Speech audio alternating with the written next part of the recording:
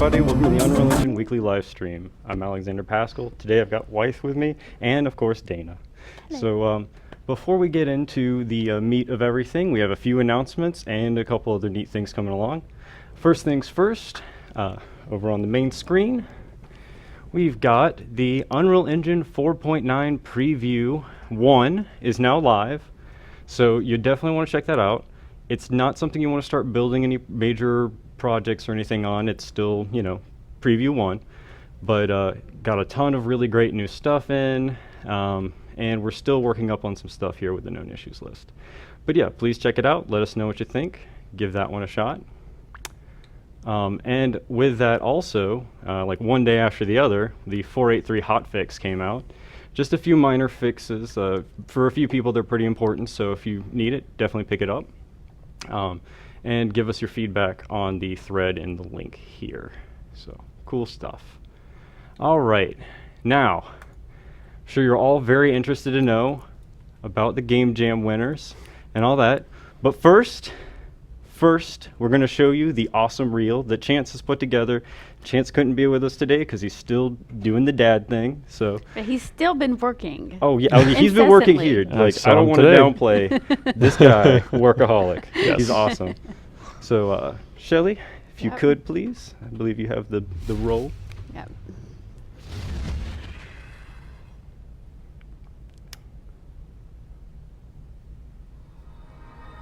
This was a lot of fun. You have like submarines that come underneath you and you have to shoot up in the air and down. I took a look at some of these and there's the bones of some fun in here for sure. Yeah, the quality was really high this time around. Yeah, very high quality games. You can tell that a lot of love went into these. We had also probably our highest amount, second highest, I want to say, amount of entries, too. So that was pretty cool. And, that one's so polished. I love the look of the that escape. was great. Very polished. Yeah. I love this one.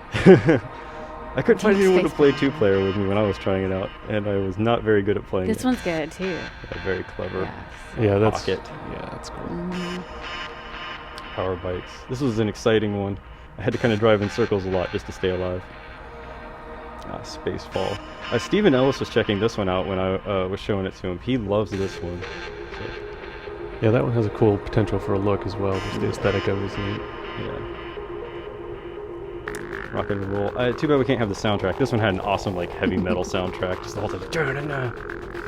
Great visuals on the rockets and roll. It's fine. We'll put it up on YouTube. Everybody will get to hear the musical glory. We That can't play looks the music good. for this one for legal reasons, but I wonder why. Al or no Katatis, Aw, of course. I love the pop-up. It's just such a cool showcase of what's possible so quickly in Unreal. It just blows my mind what everybody, from inception to the reality of something playable and fun is so rapid. It's so fun to watch. Oh yeah. It's amazing to think this was just 3 days of this. This is a fun, almost Guitar Hero. It's not really, but it played like it kind of. It's neat. Interesting. A lot of physical ideas coming out of this game jam. Ball-based, sphere-based. Using physical actions rather than gameisms. This is all really physics too. This one, that was great. Yeah, you're totally right. A lot of people were using very physics-heavy because I guess of the roll theme. Lots of fast and rockets and stuff like that. Zero Crows. This is just gorgeous, fun little, cute game. It's like a Mario Sunshine-looking game. Yep. I was so bad at that one. I couldn't get past It that. looks 3. impossible. It was very cool but difficult. This was an exciting one. I just blew up every couple of minutes though. It was really boom. Yeah, there I go. This is a really fun little online game. I was surprised with how many multiplayer games with all the online play were going on. And that's something that 5 years ago you would not have seen in a game jam. In a game jam, no. It just would not have happened. Oh yeah, this was a really silly one. I could not get that thing off of the. I had 50 takes, and eventually just okay, use this. Very cool. Yeah, lots of good interpretations of the That was a theme, local for sure. multiplayer. Yeah, lots of cool split screen use too. Again, another thing that just never would have happened before. Yeah. Before. So much faster. This was one of those big time you could go on and play it a lot of friends. Cool tournament fighting. This was sort of like Worms. That was a lot of fun. control. Oh, yeah. Now, that team was called That's My Raspberry, but they spelled it raspberry, and I'm sure that's a little bit better, so I went with it. Tappy buttons. Yep. That looks good. Yeah, it was a pretty neat one. This one, Kabounce. Wow, that was just crazy fun. That's a multiplayer combat game, actually. That was, throws you off. Might have to give that a download. Yeah. Cool. That's great. Excellent work, everyone. Yeah. Cool. Thank you, Shelly. Yeah, we've got a ton of great games. I'm going to go ahead and say we're also going to play very briefly some of the winners here. The winners are... I don't think they can hear the drum roll over the They mic. probably can. Thinking about it. Serial effects are terrible. Krillers by the team Serial Krillers.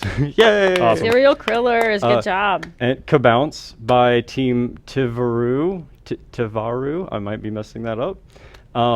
Dino Rocket by the Bruno Special. So those are our 3 winners. Congrats. Nice. Congratulations, guys. There are t-shirt orders coming. I'll be contacting you guys about your t-shirt information.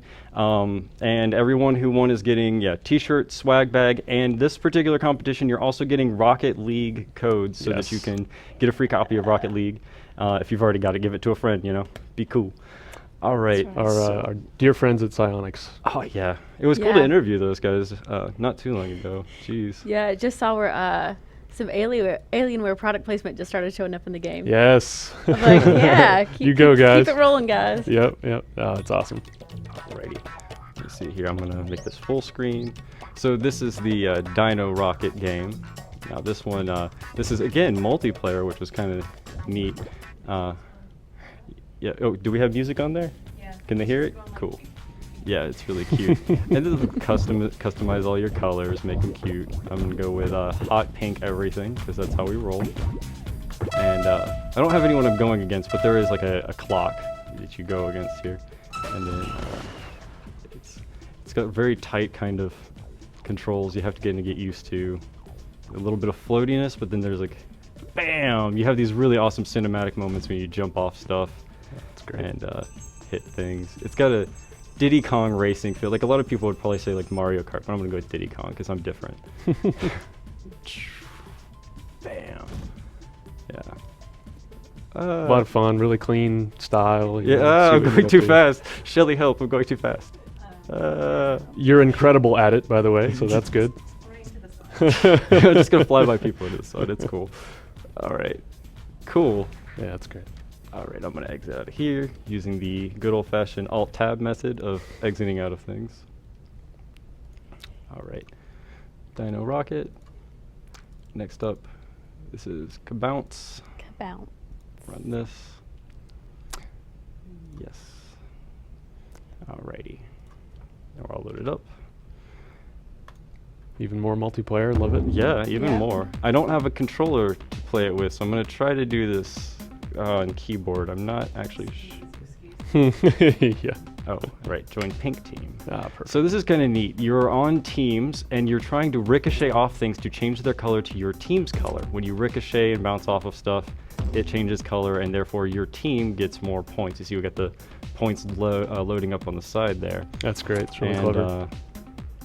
I'm going a little bit slower than most people play it because I'm just kind of bouncing around on my own. But once you get enough points and you're like, okay, cool, you win by going between the bumpers and actually what would normally make you lose in a game of pinball. So that's kind of how it works. It's actually crazy fun, and I'm doing it single player, and it's not doing it justice because when you have like Sure. even like just you and 3 other friends, crazy big difference. Well, And- we've seen these kind I love of it. painting and coloration mechanics in other games before, but Mhm. you know, I've always heard the phrase that originality is 2 things that you know combined in a way you didn't expect, and that's Mhm. exactly this. You know pinball, you know some of those painting mechanics, and then just blend it in a nice, elegant way Oh yeah. to create something new. It's just very, very Look cool. at Rocket League, Totally. right? Yeah. Absolutely. Yep. Absolutely. All right, cool. That's great. Uh, Good job. Jump out of here. Yeah, excellent work. To everybody too. Like these, I honestly, we were going through them. We're like, I don't know how we're gonna choose. We had a lot with very amazingly high scores, and it was really a difficult decision. That's not the right one. Oh, there we go. There we go. I think that's right. All right. And here's Serial Krillers. Now this one has a cute little intro, and they actually put some story-ish elements into it, but I kind of like the you start off and it's acrylic for it. Right, here we go. So, Gosh, oh this boy, looks oh great. boy. Yeah, it so reminds me of one of believe those. this is a game jam game. Oh Isn't yeah, that great? like, so much polish. It really reminds me of like a Mario game. I'm gonna lose. Oh, I already know this. Nope. Oh, I overshot the jump. Oh, I'm so bad at games. But here's the cool thing: when you die, you come back. Oh, Alex got this. This one's me. I can't fail now. And then you come back as a different one with a different name. Oh Jesus! Ah, I goes boom. immediately. Yeah. It's actually kind of oddly addicting because you're like, okay, hang on, I'll get it this time. I'll get it this time. Oh nope, fail. Yeah. All right. Yeah. Then, Sweet. oh boy. Go, go, go, Yeah. See, I overshot it, but you get the idea. It's really fast, That's really great. neat. And there are people out there. I think Aller played this, and he was much better than me. So definitely check out awesome Aller's streaming of the Game Jam games Yeah, too. for sure. Alrighty. I'm just like chatting with people in the stream, and they're Oh, asking when the yeah. next jam is, and I was saying that I think it's every third Thursday, right, of each month. Yeah, and we're gonna. And I was talking to Chance about this. What we want to do now is have it like locked down, so it's a 1 week turnover. Like we announce it, Yeah. the next week we're able to say, here's the winners. We can pull off kind of like what we did this week. Yeah. And then that way, you guys don't have to wait so long, because I know the waiting, the anticipation kills you. So yeah. Yeah, I think the jams are only going to get better and better. I mean, and we'll do something cool around the 1 year anniversary, which is coming up. Awesome. Oh yeah, Mhm. yeah. We'll definitely do something special. I won't say Yeah. what, but it will be special. Yeah. It's gonna be special. All right. I just cool. love the originality, and the themes they're just enough of a wrapper to hit that spark. Mhm. Yep. But everybody, to me, the simpler the theme, the better, Oh, because yeah. then everybody has a really broad A way different interpretation. that they can interpret it. And so you've got people who are super literal, and then you've got people who are thinking way, way, way outside the box. Oh and, yeah. it's just such a cool mechanism that we do it. I love it. Yeah, every time we have another jam, you always kind of see like, oh, that could be a genre. Like that's so different now. That Yep. yeah. So yeah, good work to everybody. I can't really, I can't say enough about how awesome it was to play all of your games. It was really well done. All right, so up on our feature presentation today, we're going to be talking about the Vineyard Challenge. It's an ArcViz challenge that Wythe introduced before on a previous stream, and I'm actually just going to let you, do your thing. Sounds Here, good. You may yeah. have and So, drive. I mean, I think that the best thing to do would be to just kind of reintroduce people to the challenge, just so that they're Oh, familiar yeah, with yeah. what it is we're doing. Get so you guys up to speed real fast. yeah, get everybody up to speed. So, and ArcViz is really interesting for us because we didn't set out to be good at it. It was just one of those Yeah. things that we're building these tools, and they're great at photoreal rendering, and they're great. They have the high-end rendering capabilities, interactive capabilities, the ability to build quickly and kind of iterate. And it just turned out that those things are really relevant for some industries out there that we never would have expected. Not to And mention the new physically based shading model and everything. yeah. It's just exactly, new filmic post-process settings, kind of all this stuff that's converging on really, really high-end rendering, but also rapid iteration. And those two things kind of layer together to be really great for architectural visualization. And Unreal went free, and people like Kula, people like Benoit Dureau, a whole bunch of people in the community just grabbed our tools and started making awesome stuff. And what we want to do is, at least my personal philosophy about the engine is to not get in anybody's way. Yeah. That the obstructions are worse than the features are better, if that makes any sense. That we always want to make the best and the brightest features, but the things that are blockers for people, those are things that are really, truly barriers to creativity, right? Oh, yeah. And so we see all these great people in the community doing cool things, and so we asked ourselves, well, how can we fan the flame here? How can we create a spark that lets more of the people in this industry try to adopt these tools and learn how to use them? So we basically have sponsored this challenge. So the challenge comes from a guy named Ronan Beckerman. He's a working professional in the field. He's also kind of just a really, really great kind of figurehead in the space of architectural visualization from a community standpoint. He's got a really, really popular blog. He's got mailing lists, and he just acts kind of as a hub for this community. And so he's kind of a no-brainer partner. And for years in the past, he's done these contests, which is bringing together people in the community, working professionals, talented people, to come together for a challenge. And the challenge, the theme of it changes every year.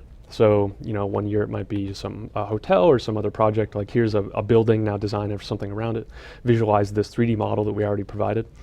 And this year, the challenge is exclusively in Unreal Engine 4. Oh, yeah. And so the idea is to create a modern interpretation of a winery, like a vineyard setting.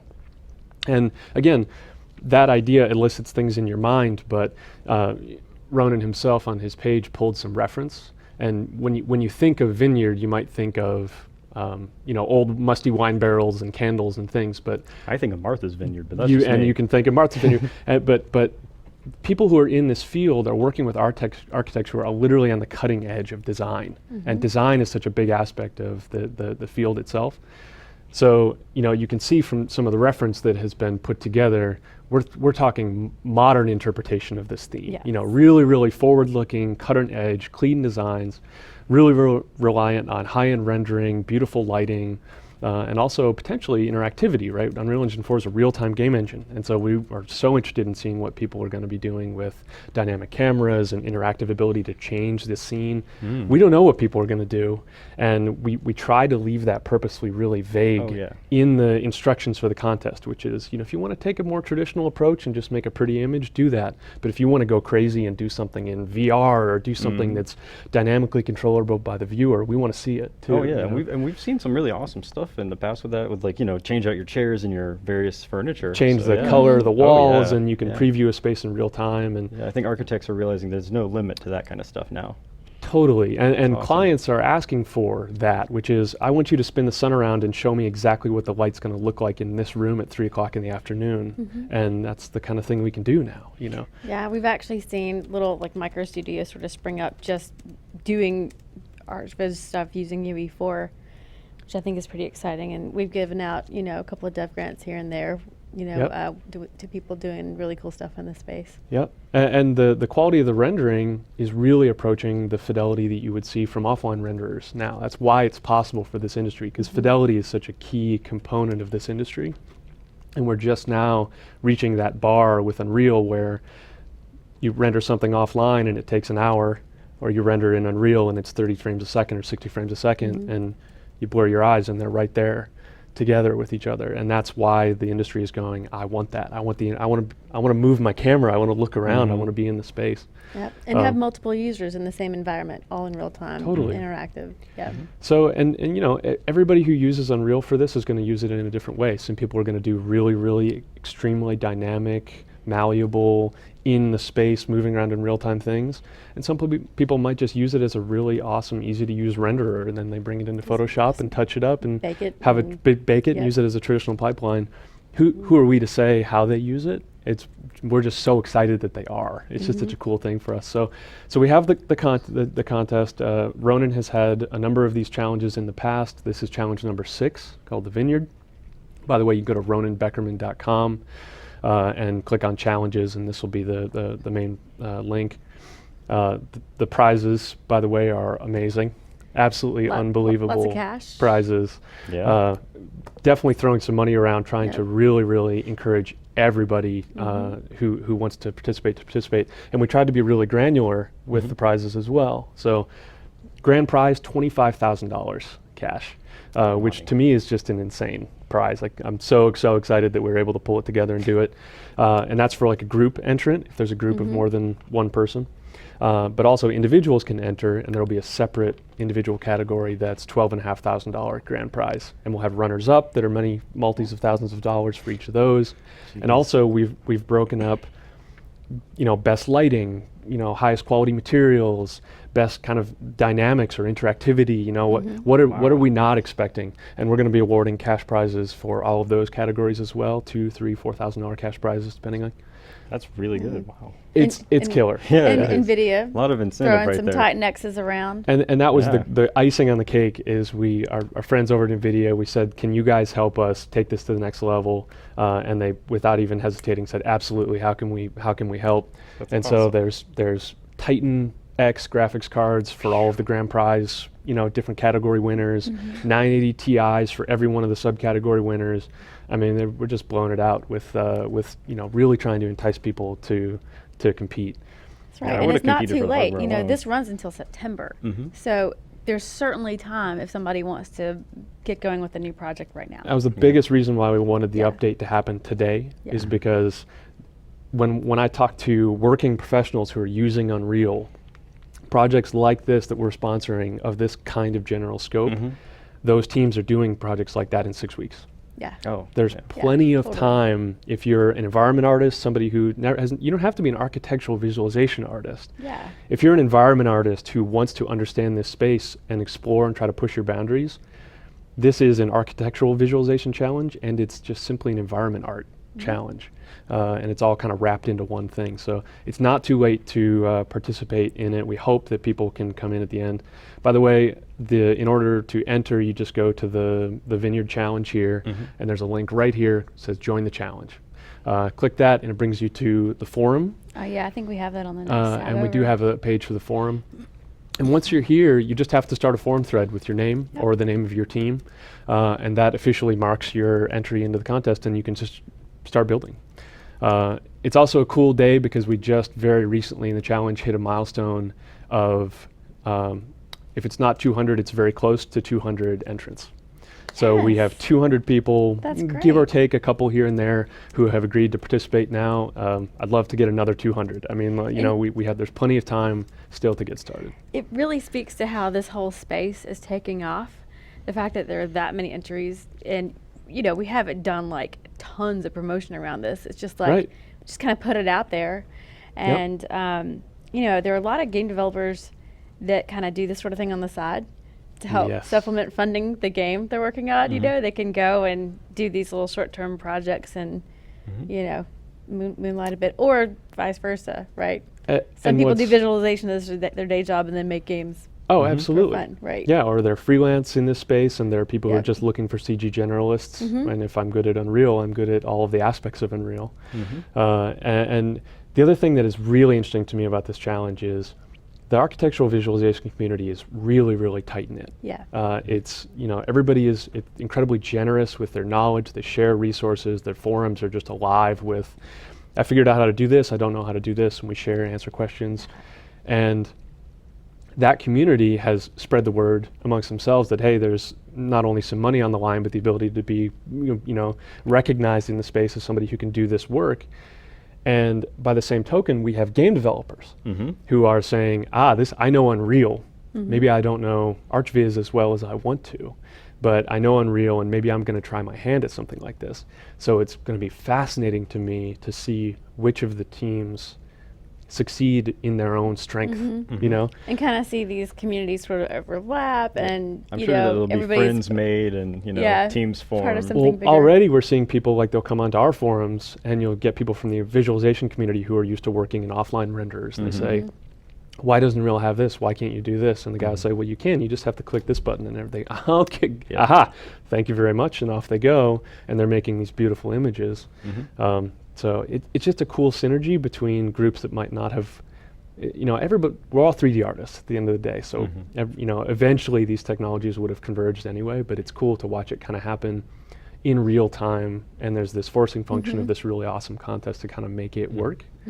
Oh, and we'd be remiss if we didn't talk a little bit about, now we have the whole ArchViz feature on the marketplace. Yes. That's right. There's some really cool stuff. What was you that, can 2 go- weeks ago or something I that think went so. live? Whole new somewhere? subcategory in the Yeah. marketplace section. In fact, we should probably pull that up here if you want. Oh, I'll- yeah, yeah. Oh, yeah. I'll take You over can and drive show for a them minute. my account with like 3 cents on it or whatever. That's what'll come up. It's pinned down there too. Oh, you can go in there.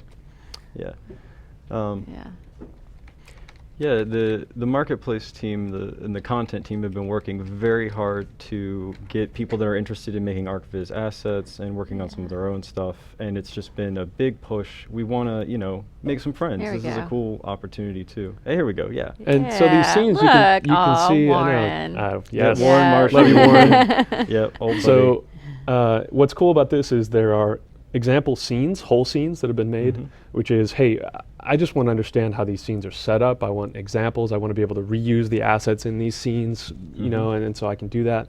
And then there's just a more traditional approach of, here are modular sets of assets that I can use to build any architectural visualization scene. And so we're trying to support people who want to make either type of asset and, support however they want to contribute, basically through larger whole scenes that can be reconfigured, or kind of more modular sets of assets. But we've been working with some of the most kind of preeminent ArchViz asset developers, people who normally are doing this stuff. You buy it and you can use it in your mental ray render or use it in Max or Maya Really or high something like quality that. stuff.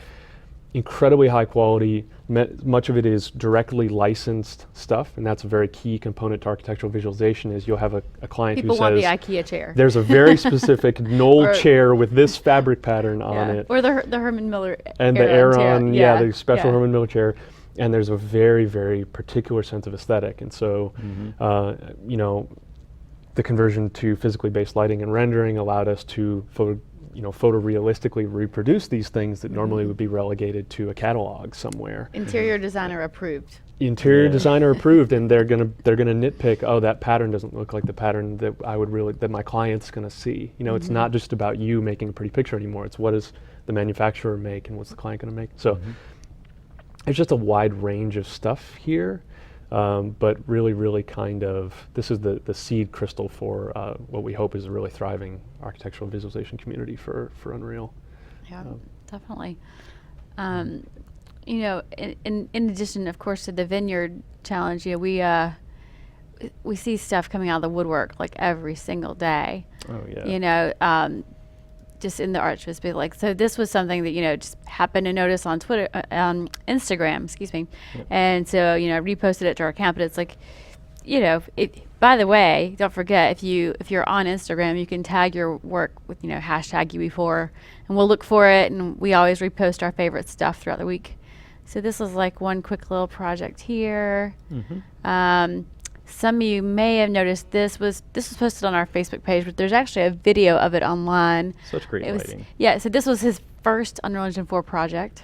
That's It's one. just- That's it's one stunning. that's so Yeah. subtle. So Yeah. nice. It really is beautiful to see that the fidelity that's coming out of these renderings. Yeah. Oh, and one of the, there's, I think, didn't our Unreal Engine 4 developers Facebook group just recently eclipsed 10,000 members or something crazy? Oh yeah, we just broke a big number. I think you Yeah. might be around 10,000. Yeah, and that's not even a group that we run, is community run, Yeah. and there are several groups, but I think the largest one just eclipsed. Images like Yeah. this one are so exciting to me, predominantly because this is their first project. And Yeah. they're obviously a working professional, obviously talented, and it would, in theory, be intimidating to flip to tools that you've never used before. And so that barrier to entry would have been there if you can't see these results like this. But this, they jumped into UE4, and there you go. And so I can't be more excited to see people producing work like this, the very first run out of the gate with Unreal. Yeah. It just speaks to the idea that you can be a working professional in this tool and not just in the tools that you're familiar with from years past, Definitely. Oh yeah, this is another one. So this was actually a screenshot of one of the That's right. entries from the Vineyard. Actual literal vineyard. Yeah. Yep. Yeah. Yep. Well, and we're seeing a lot Sorry, of I know y'all are teams- only seeing half the screen. That's just the way that we had the photo pulled up, but beautiful work. Yeah, Oh, it and is. It's and, really and great. this is from I think a few weeks ago. Yep. Yeah. Yep. Yeah. And actually, if you go to the tab 2 to the left of the one you're on now, this one? I just picked a random team Oh, cool. from the challenge. Yeah. But I wanted people to see this too because I think it's a really interesting look into how seriously teams are taking some of this stuff. Finding reference images, painting kind of conceptual ideas or illustrations about what they think their designs are going to be or what they're going to see, site plans, top-down drawings, front, side elevations of buildings, reference imagery for the materials they're going to use. it just a glimpse into the kind of mind of working professionals for this space is just really, really cool. And so Oh, wow. watching people put the projects together, this is how they start. And then you might see an image Cool. like the one you just showed, that Vineyard nice. image from a little bit ago.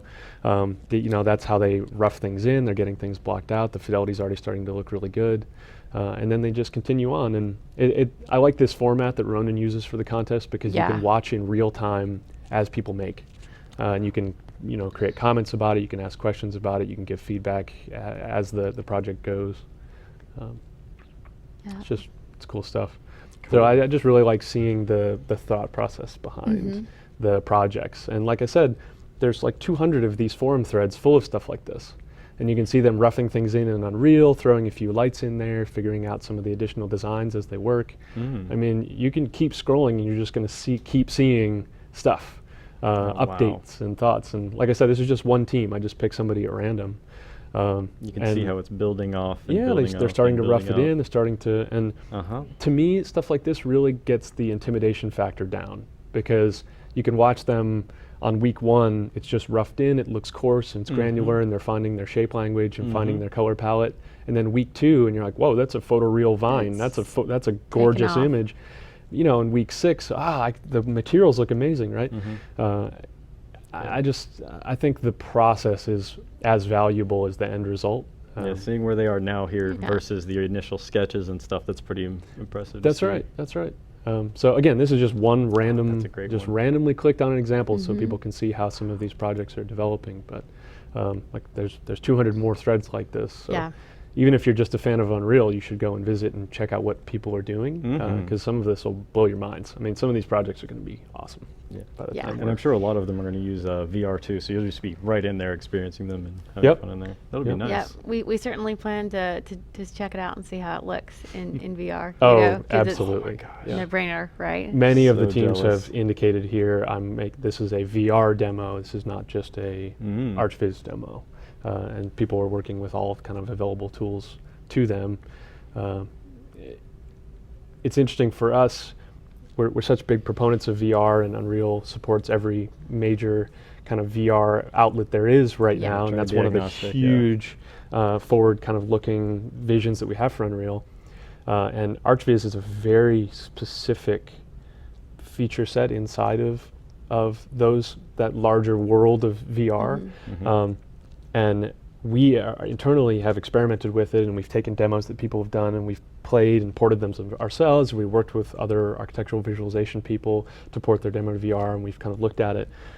And it's incredibly sensitive to all the things you have to get right to nail a space. Yeah. And just the perception of things like scale, how big am I, how tall am I compared to what I'm looking at, and how tall is that railing really, and does it, now that I'm in the space and I feel like I can actually reach out and touch it,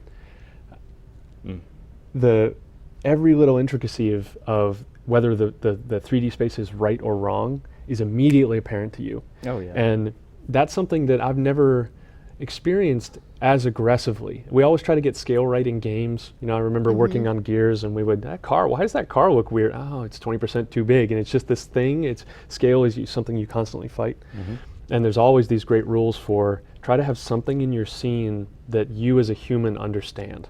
Right? And it's a kind of tale of, you can have an alien spaceship, but if there's a handrail on those stairs, I know how big I am. I know how tall the handrail is, so now I know everything else about the space relative. It grounds the experience. Without the handrail, things get weird. Yeah. And it's a very interesting thing that we fight against when we make games, and that is just laid bare for you when you're building such a real space as an architectural visualization space. Oh, yeah. And then VR makes it triple real. Yeah. So the reason I'm bringing this up is because we've talked to many working in architectural visualization professionals in the space, and they're saying we're learning things about our building that we didn't know were wrong Really. before it's built. We're learning things about Oh, the sure, space, yes. about the relative shapes and sizes and placements of things. You can get into a virtual camera, like you can render out of any 3D renderer, and that tells you some things, but you put the headset on and you just intrinsically know that table's not right, that window's too high, that Yeah. these things are becoming apparent to them that never were. That's why this stuff is interesting. It's not just we make a pretty picture and we can do it fast and we can do it efficiently. That's half the game. The other half is, can we do it better? Not to It's mention really now cool. you can put, a hypothetical structure into a real world, Yeah. almost like a real world simulation. You kind of you can even understand the traffic patterns around a certain area. You can add time of day, and That's right. you can, you can make it as complex as you want it to be. Yep. We have one client who is using Unreal to do not only their visualization, but also they're doing a lot of custom blueprint work in order to visualize metadata about their building. Oh. Air density, number of people that can fit per floor given the size of offices, Doing that in Blueprint? Wow. They're doing it in Blueprint, traffic flow patterns, That's amazing. all kinds of cool. If I add a element of one more floor to the building, how many more people can I fit in? Assuming that it's all dynamic. They're dragging stuff around. That's cool. That is really cool. That's to me Very that's awesome. cool. Yeah. I'm sure that it won't be nothing but a matter of time before they're combining that with the VR, and now we have the handles and stuff. So you'll just be in the building like, add another door over here and another room over here. All right, I can fit now 3 more people in this building without violating fire hazard codes or whatever. How is that not the future? Yeah, right. Right. Like, It's just Right. so obviously the future Yeah. that it's just an inevitability. It's just Yeah. a matter of when, and it's a matter of people just putting their brain power to it and their mind to yeah, it. that's really exciting. And we at Epic want to again keep fostering this. So we're we don't have promises made yet, but we're looking at supporting other popular 3D formats. We're Yeah. looking at the most common complaints that architects and architectural visualization artists have. We are very interested in this space, and are going to try to aggressively keep fostering that community for sure. Oh, cool. Is it that we're going to see all the entries come in at once, or have we already seen some people with, this is my final project and I'm done? Nobody's done. Okay. And they have plenty of time. Are you and ever really done? well, that's As an artist, I'll tell you, no. you never are It's really never done. good enough. At some point, you just got to put it in a box, and that's the way it is. But it's September 15th is the deadline for the contests, right? So there's still tons and tons of time. And then the winners will be announced shortly thereafter, first week of October. We're actually going to announce the winners at an event called Academy Day in Venice, which is the biggest kind of Sounds like a architectural. real drag. Yeah, it's really a bummer that we have to go to Venice. We're crying shame. I guess we'll just suck it up and eat our vegetables. You know what, I'll just go for you. It's okay. You can stay here. I know it's really important that you...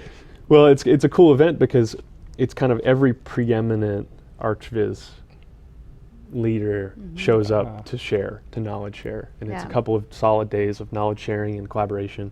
It's going to be a cool event, and Epic's going to give I'll probably go and give a presentation talking about the state of Unreal, talk to everybody in that community about where we're at, where we're headed, talk about VR, talk about photoreal rendering, all the stuff that we're doing, and then of course Ronan and I will announce the winners of the contest at that point.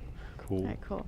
So if you're out there and you're thinking about whether or not you should do this, Do come it. on in, get involved. This is a really fun project. There's The absolutely community's still awesome.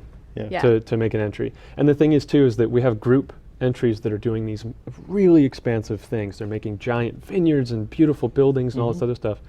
But we're going to have awards for all kinds of different things. So if you focus on just polish a small corner of something amazing, even if you don't feel like you have time to do this really, really extreme thing, or you're just one guy or girl, and I'm just going to enter, do something small.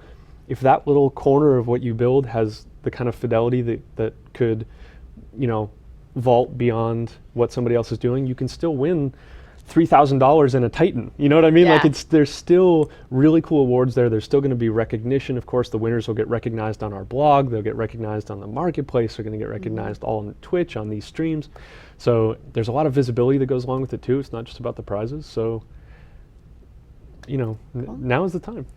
Well, maybe we should take just a few questions. What do you guys think? I mean, especially if there's anything related to technical art that Wyeth might be able to answer. Sure. I've already got one here. Yeah. I'm just going to let you, so that I don't stumble all over Which it. one is Yeah, this? From Deep Space Banana. Do you Oh, know the yeah, there we answer to go. that? Yeah. See if you can just kind of like paraphrase. Yep. and So the question is Thanks. there a way? So it has to do with lightmass.ini, and actually we have this light baking engine called Lightmass, and Lightmass is the tool that throws photons around our scene. Right. It's what creates the photorealistic lighting response that you find in Unreal Engine 4.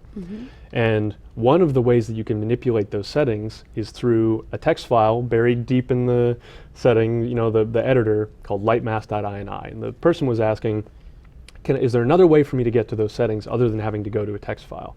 And I definitely want to, it's actually a great question, because we have done a lot of testing with the lightmass parameters that we have in Engine as they are today, the ones you can just you go to the world properties, and there's a whole bunch of lightmass settings that you can change inside of the editor.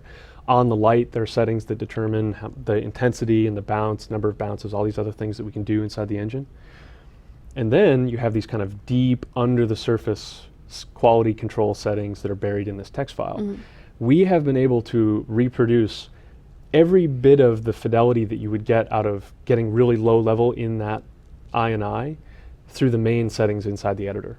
And so if you feel like you're having to go to the INIs, you're probably just looking in the slightly wrong place for the majority of the settings that you're trying to tweak. And they're not the same settings that you're going to find like in the general properties of the editor. And some of them might be, you might change 3 or 4 things in the INI that are all kind of tied into one variable inside of the world settings, the lightmass settings in your game world. But we have been able to get really, really great result, rivaling any of the really photorealistic scenes you're seeing from the ArchViz community out of just modifying those base values. So see if you can achieve the highest fidelity that you can through those settings. As a last resort, if you have to tweak something in an INI, go ahead and play and learn what that is. But the better approach, in my opinion, is post on the forum talking to us about why you feel like you need to tweak those settings, and we'll try to steer you in a direction that allows you to do it inside the tool itself, because I promise you can find the fidelity you're looking for using the settings that are there. So I would say if you find yourself always going to the text file, post on the forum, and one of us will try to guide you through, if not a better way, just an easier way for you to iterate. Apparently there is a really good forum post on this. Thank you, Sporks, whose picture I actually posted earlier. He said that it even talks about shading. So yeah, look for that on the forums. Okay, perfect. I'll try to find that and pop in later, and if I can make any additional comments there, happy to do so. Cool. Cool. Are you getting any more questions on your end? Double checking. Oh, here, the new POM, the POM function, right there. That question. Do you know anything about that? No. What's the acronym? Do we know? Oh, parallax occlusion mapping. Yes. Right. Okay. The new stuff. That's right. So I am not up on all of the really, really, really deep stuff that Ryan did in that node. Ryan is a genius when it comes to shading, and he has written a killer parallax occlusion mapping node that is the most beautiful implementation of POM that I have ever seen. We did the engine news on it. I think that's probably what's sparked. It's awesome, and so I think it's going to make it into the next release. And there's a question about it being backwards compatible. I don't think so. I believe it's using a couple of features that are specific to 4.9 the new release. But as a note, though, we are. I do know that we're trying to get some people together and do a bit of a 4.9 talk, and then that's when we can really get into in depth with these new features and the changes coming to them. Right now, I know, Wythe, you know a few things, but there's a lot of details here and there that you just can't answer quite yet. Ryan would be the one. He wrote that node, and I'm sure he'd love to pop in the forums and answer questions about it. We need to get Ryan on the stream to talk about. Totally. Got to get him back on here. Yeah. Get Pinward too, man. Nick. Yeah. He's cool. Yeah. That'd be good. 4.9 is on track. I mean, y'all know that preview 1 is out. Again, experimental. So don't convert your main project directly into it and not have some source control on that. It's very dangerous. But and 4.8.3, so the latest hotfix is out. I think all that stuff shipped within 48 hours of each other. It was like Tuesday and Wednesday, and it was like bam, bam. Yeah, I was actually kind of shocked that it went out so quick. It was nice. So cool. There's another question coming in about Niagara, the new particle editor. I don't have a schedule that I can share, but I am looking at Niagara a lot and talking to the guys who are writing it a lot and trying to understand it. Niagara is going to be our eventual replacement for Cascade. And it's going to be killer. I promise I've been talking to a few people about this one. Particle artists who are looking for some improvements in that area, I swear to you, they are coming. Yeah. We are going to do some really, really great stuff in Niagara. We don't have a deep schedule that is road mappable in a way because we're still figuring out all the kind of bones and guts of the tool, but a lot is going to happen this year. Oh, A Yeah. lot is going to be happening this year with Niagara. So keep watching this space. I don't have a great schedule for everybody, but it's a complete whole hog replacement for Cascade, and is going to be doing a lot of things that people have been asking for a really long time. Yeah, So, and if I'm not mistaken, isn't that also kind of tied into Sequencer? So we'll kind of get them in a nearish time to each other, right? that's probably true. They're both of them share some similarities in how they interact with your ability to do things over time and not just at one instance. Yeah. And so they're going to be sharing some features for sure between those two things. Yeah. But those are two very, very kind of commonly asked for things in Unreal Engine 4, and they are in deep development at the moment. Yeah, and of course we always get asked about Sequencer. As y'all know, it's been in kind of like R&D and now in sort of like full production behind the scenes here. Like that's all happening. We talked about it a little bit because the news came out this week about the premiere of Henry, Oculus Story Henry's Studio. so Yep. cute. So we're that. now we're Those guys really did such a great seeing. job. Yeah, they're so talented. We're really seeing that sort of convergence with film, games, and VR. And Henry is kind of like that's where the pinnacle is right now. Yep. And we've gotten a lot of feedback from those guys of what they'd like to see in the engine because they've got a lot of people who've been at Pixar and ILM and other places. Yep. And so Sequencer should be really exciting too. And as soon as we have more to share on that, we'll bring it to you here first. Absolutely. Yeah. Cool. Cool. I'll put that away. Don't know what that was. Sorry. Yeah. Oh Cool. yeah, I'm pretty excited for I pulled those. up Benoit's page over here. I didn't know if we wanted yeah. to just show. He released a new video and stills of this scene called Lucid Arch, and it's on YouTube as well. Yeah, I don't there's know some if high the- quality versions on YouTube, and I think you can find it on Vimeo. Yeah, here we Here go. it is. Yeah, There we go. yeah, yeah. It really is UE4, even though that's the red Unreal logo. Yeah. And I noticed that a lot. People using the Yeah, previous logo. yeah, that's all right. We're updating our style guide and stuff. Oh, all we can good. click out of that ad. Yeah. Yeah, Ignore. yeah, Yeah. Gorgeous stuff. yeah. Yeah. Eventually, someone's just gonna take a film of like a nice house just to mess with us. I've Yeah, actually, exactly. I've almost retweeted stuff before where people were like, look, they're like making a joke, and I'm like, Oh. oh, Right, go. that's actually. This is just a not- picture of the Caribbean. Yeah. Oh, you got me. And so before this, Benoit made the demo called Unreal Paris, Yeah. which is Oh, another yeah. really, really gorgeous. I think that might have been his first scene. It- But I Benoit's think just he's just a guy, just a He's just- guy who's really he's just talented, making cool things. awesome This is dude. a one man, wrecking ball. Yeah. just really, really doing cool stuff in Unreal. Him and his sound designer. Oh, yeah. Male. Yep. Yeah. Wow. But the fidelity that people are able to achieve is just awesome. Yeah. I'm sure we'll be seeing a lot of this at the end of the Vineyard challenge. Yes, yes. gonna Well, be we're great. requiring people to do still images for their submissions and also a short 1 minute or less video.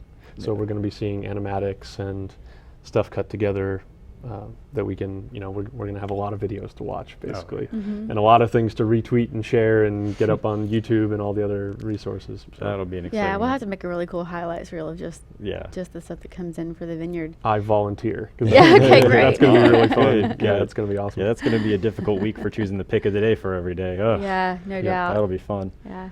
Oh, and we are gonna release our updated sizzle reel in time for Gamescom. Oh, yeah, Got right a, on. Oh, got a yeah. cut of that going around the office right now. It's Sweet. looking pretty good, and New sizzle yeah, we're always looking for awesome footage. So keep your work posted in the work in progress forum, Mhm. so you can stay on our radar. And yeah, That's right.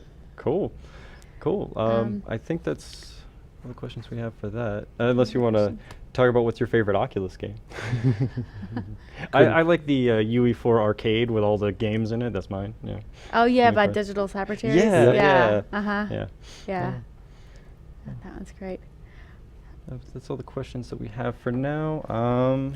I might just cover off on a little, like just some upcoming events and news and stuff. Yeah, So next week already is GDC Europe and Gamescom, and Zach Parrish and Max Pressner are actually working on a talk together. Last year they did 2 separate sessions. It was like standing room only, really popular. But now they're gonna come together, and so they're gonna do a live demo where Zach makes like a physics-based component in Blueprint, and just right there inside the editor. And then Max will take over and add in a bunch of C++. So it's kind of like you get the performance of native code, but it'll be like one big live demo in Cologne next week. I don't know if they're going to record it or not, but we'll certainly, anything we get, anything that we can, we'll post. Right. Maybe we can even have just like record it as a tutorial when they get back. Seems like it would be worth it. There's no way people aren't going to learn something from that session. Yeah. So that's great. Oh, and Zach also emailed this morning, and apparently there's a ton of new training content up on the YouTube channel, like 5 new hours worth of stuff. Yeah, that was kind of neat getting that email. It's just like, there's a bunch of new stuff. Check it out. I was like, oh, Yeah. cool. Yeah. Yeah. So go to the YouTube channel, see what's there, see if there's anything that piques your interest. After Cologne, we're going to head to SIGGRAPH. We have a load of stuff going on. The biggest we've ever gone on SIGGRAPH before. I'm so sad I can't go this year. I know. SIGGRAPH's great. Yeah, the last time I went, we were down there. I think it was 2009. We were running the Make Something Unreal contest with Intel. Yep. And gosh, so much has changed. It is a different day than it was. It's amazing. Yeah. But at SIGGRAPH, like that on Sunday, August 9th, we're going to have our Unreal Engine Education event. It's a Birds of a Feather session that runs all day long. The news release just went out today about all the stuff. I'm going to get it up on the blog. But we have that, multiple talks. Kim Library will be out there, Nick Whiting, all the guys who worked on Kite. So, well, not all the guys, some of the guys. Gavin Moran, Brian Brooks, Brian Karras. I think Nick Pinwarden is going to help run the Kite demo at Real Time Live. Awesome. Yeah. So like a whole rendering team out there. It's great. Yeah. Oh, and Daniel Wright, he's going to be involved in the Advances in Real-Time Rendering course. Oh, right. That's right. Yeah. I heard he's ready to like share his, his secrets, Well, he's gone distance field mad. Yeah. He's done such cool stuff with distance fields. I can't believe it. Yeah. And then we're going to be sponsoring the Indie Mix. We may still have a demo slot available, so if you're actually like in the LA area and you want to try to get on our stand, holler at me on Twitter. Yep. Yeah, we've got some folks committed, but we may have an extra spot. So we're going to have at least, I think, half a dozen demo pods there. Sweet. Yep. And then after that, roll into Oculus Connect. That's going to be exciting. So much has happened, just in VR in the past few months. I mean, Vive's awesome. Morpheus is awesome. Yep. The new touch controls for Oculus are incredible. That stuff's blowing people's minds. Yeah. Everything's got some kind of hand control now. It's Yeah. awesome. Yeah. So. It's going to be G2C before we know it. Dude, It will be I know. G2C before we know it. It's just going to Shelley's happen like no. this. Even Shelley's scared of GDC. Yeah. We go all out, man. We go all out. Yeah, still recovering Tell me from last about year. it. Yep. Tell me about it. The sun never sets on Epic. I'm kidding. Yeah, just All one right. event after another. Cool stuff. Well, it was okay. I guess check the chat thread one more time. yeah. See if anybody. People are Has curious if anything we're going else? to the Paris Games Week. I don't think we're sending anyone. to that We're one. going a little bit light on Oh. Paris this year because we just can't be everywhere at once. I know that Paris has gotten a lot bigger. Some people are saving announcements for this and that. Like, they're kind of spreading it out between E3, Gamescom. But yeah, as far as I know, no big plans. Fair enough. Things can always change. You never. All right, cool. Any other big shows? Any other questions? There's the Brasilia thing. Oh yeah. So we're doing an event. We actually have an awesome new evangelist in Brazil. If you look up Unreal Paulo, Paulo, Paulo, Unreal Paulo, on Twitter. He is leading an event coming up, I think in August. Maybe it was August 20th. Oh, yeah, it's perhaps. I think it's on our events. So if you go Yep. to the forums.unrealengine.com events section, you'll see a Brasilia link. So if you're in South America, you definitely, and you have the ability to check it out, it's going to be pretty neat. Yeah. I'm actually kind of excited about that. We're getting a lot of traction in South America now, it looks like. It's kind of cool. Yeah, and some folks did ask about Sao Paulo, if we were going to get down there. And I know we were just there in May. It's possible we'll do something around Brazil Game Show, but TBD. Okay, cool. Ask cool. Paulo. We'll figure it out. Cool. All right. I think that's it for today. Thank you so much to our Game Jam participants. Yeah. We had a great time this time around. Again, I Yeah, wanna thank say, you so much for all the hours you yeah. put into it. I mean, you guys just blow us away every month. Yeah. It keeps getting better and better, and keep participating because the prizes are going to get better. and we're There's- probably going to do yeah. a big shebang in a couple of months, for the anniversary. So you definitely want to be in on that one. Yep. So definitely be there for that. Cool. And enter the Vineyard if you're yes, thinking about the it. Vineyard. There's Hello. plenty of time. Did you hear the prizes? Come on, that's awesome. Jeez. I want to enter. I don't think I can, but I'd love to. But. All right. Yeah. So that's that for today.